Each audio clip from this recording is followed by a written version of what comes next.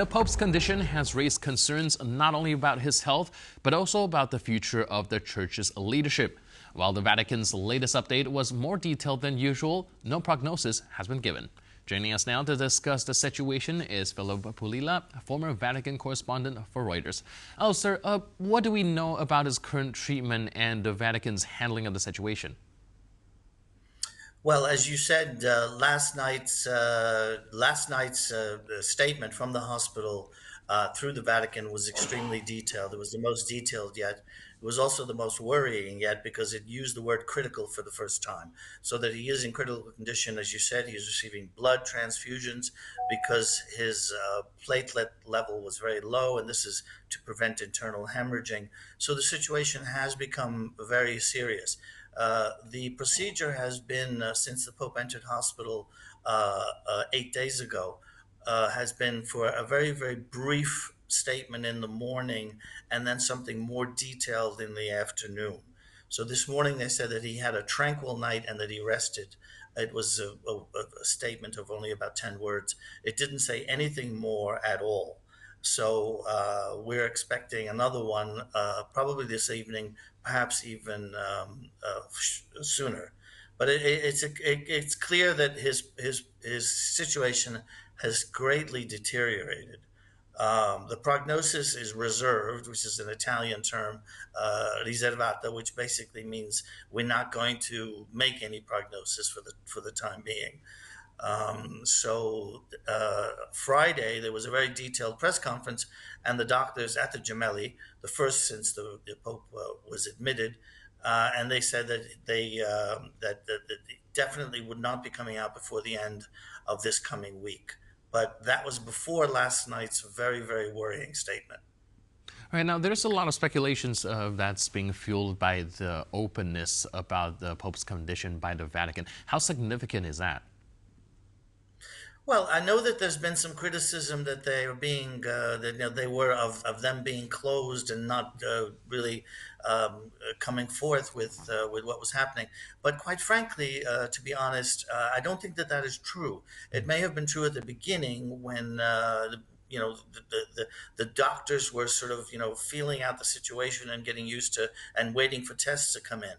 But the press conference on Friday evening and the statement last night were incredibly detailed, as detailed as someone can be for a lay audience. It had some technical terms, but it didn't try to hide the gravity of the situation, and neither did the doctors. We're in a critical situation where hopefully he'll come out of it, but he may not. And they've been very, very clear about this, saying that he is not out of danger.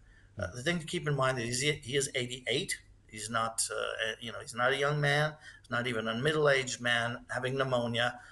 He's missing one part of one lung, and so that just basically makes it even more risky.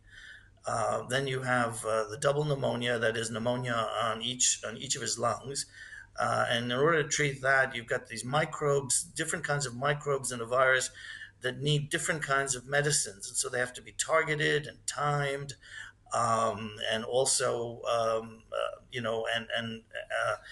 this makes the thing very, very difficult for someone who is 88. And if sepsis comes in, which is basically these microbes entering the bloodstream, then that could bring these microbes to one of the other organs, and that could very quickly lead to death.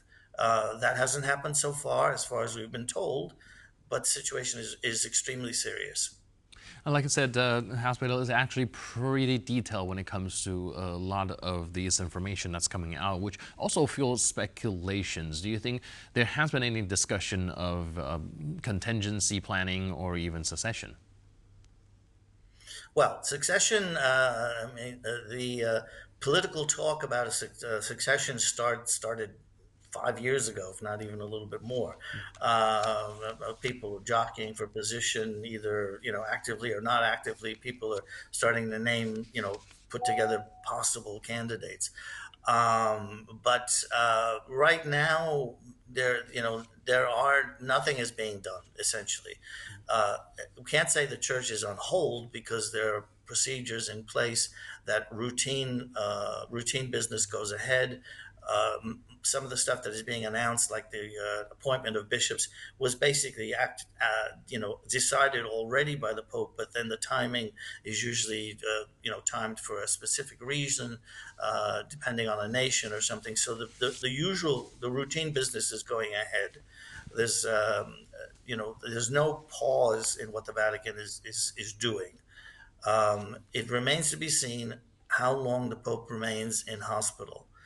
The doctor said that he is getting out of bed. This was at least before last night's very, very dramatic statement, that he's getting out of bed, sitting in an easy chair, reading, going to the chapel to pray, and doing some work. Until Friday, he was calling the local parish in Gaza every day, which he has been doing, since for the past year and a half or so, since the war, and he was doing that. We don't know if he's still doing that, so right now we're in a kind of a really unclear, and I would say pivotal moment, because the next day, next couple of days at the most, could decide which way this goes. All right. Thank you so much for the update. Really appreciate it. Thank you so much.